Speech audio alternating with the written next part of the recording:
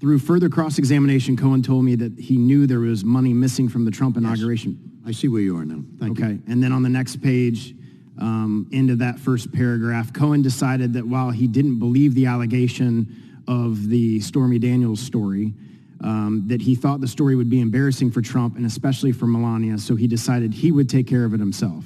Absolutely, and that is contrary to what this guy testified to in court in New York yesterday. Well, and what's not being talked about is your next paragraph, like the reason and his motivation for that. So if you could just kind of walk through that for the committee.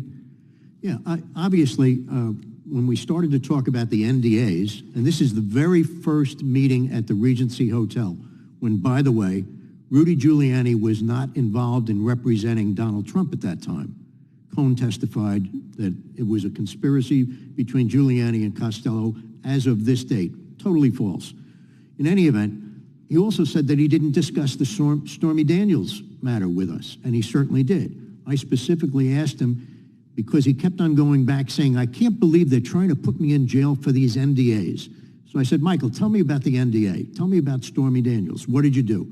He said, I got a call from a lawyer representing Stormy Daniels who represented that she was going to testify that Donald Trump had sex with Stormy Daniels. Michael Cohen said, I didn't believe the allegation, but I knew that such an allegation would be terribly embarrassing. He said it would be embarrassing.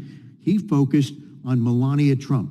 He said, I didn't want to embarrass Melania Trump. He said, that's why I decided to take care of this on my own. Right. I went back to that several times. You did this on your own? On my own. Did Donald Trump have anything to do with it? No. Did you get the money from Donald Trump? No. From any of his organizations? No. From anybody connected to Donald Trump? No. Where did you get the money? I took out a HELOC loan against my property. I said, why would you do that? He said, I didn't want anybody to know where I got this money. I didn't want Melania to know. I didn't want my own wife to know because she's in charge, he said, of the Cohen family finances. He said if she saw money coming out of my account, she'd ask me 100 questions, and I didn't want to answer any of them. It was clear after talking to him for several days after that, whenever we talked on the phone or in my office, that he kept on bringing up the subject that he felt he was betrayed by not being brought down to Washington, D.C. This guy thought, he said to me, that he should have been Attorney General of the United States, or at least the chief assistant to the president. Ludicrous, but that's what he thought. And he was very angry about that. He wanted to do something to put himself back into the inner circle of Donald Trump. That's why he took care of this on his own.